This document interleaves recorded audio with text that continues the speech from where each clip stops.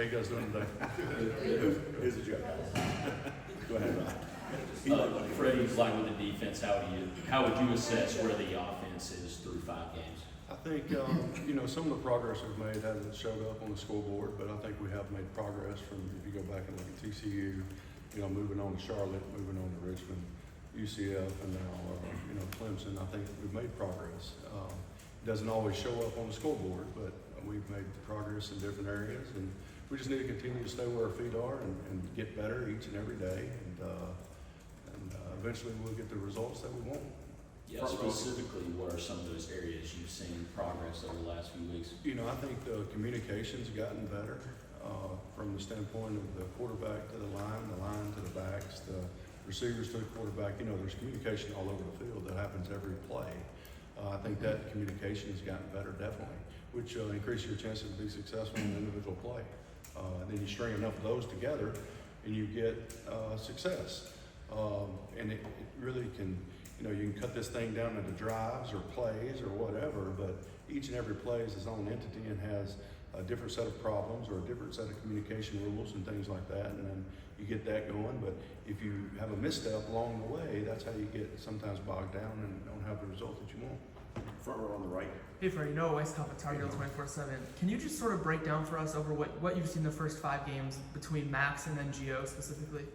Yeah, I think, both those guys offer leadership abilities, capabilities. They've both made plays in different parts and all that sort of thing. I like being around both those guys. They bring a little bit different aspects to the game from their perspective, and but both of them kind of stayed the course and understand that they're trying to get better each and every day, and they've done a really good job of that.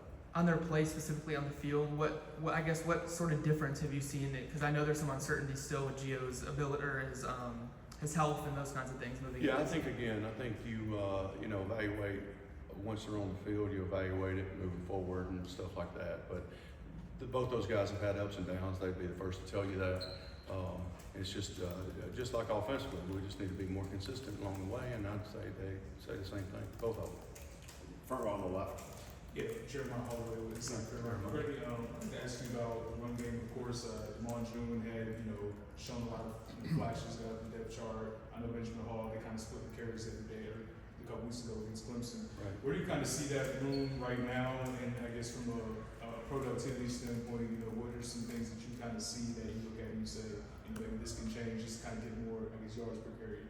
Yeah, I think, first of all, I really like the room. I think we're very versatile in that room.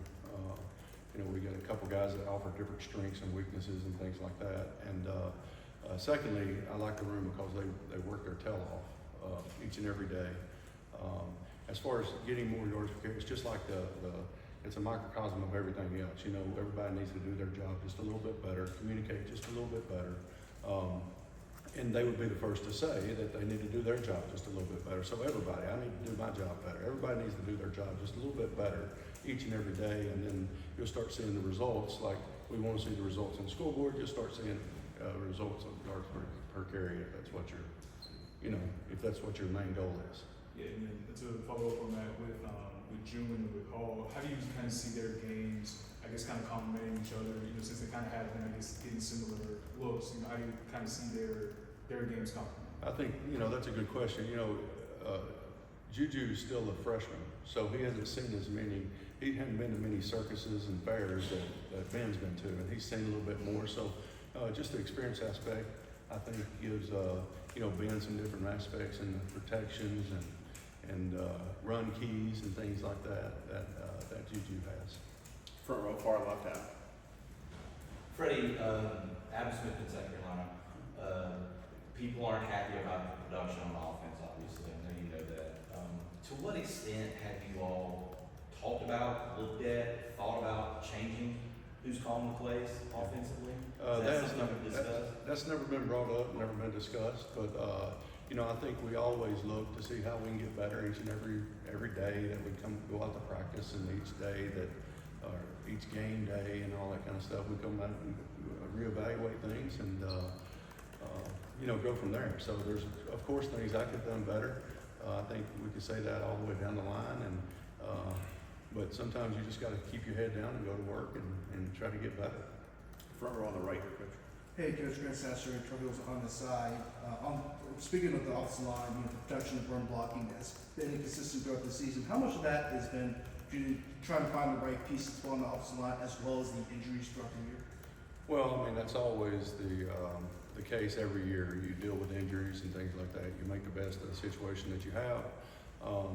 But you know, when you start talking about the game of football with 11 people having to be on the same page, communicate on every play, of course it starts up front, but it also has to do with other positions as well. So everybody has a hand in all the problems. But here's the beauty of football is we're all problem solvers. So we each and every day, each and every week try to solve the problems that present itself. And you know, those guys want to be more consistent, just like, you know, I want to be more consistent, just like running backs want to be more, everybody wants to be more consistent. Now it's just a matter of doing it. Second row. Freddie, Brian with WRL.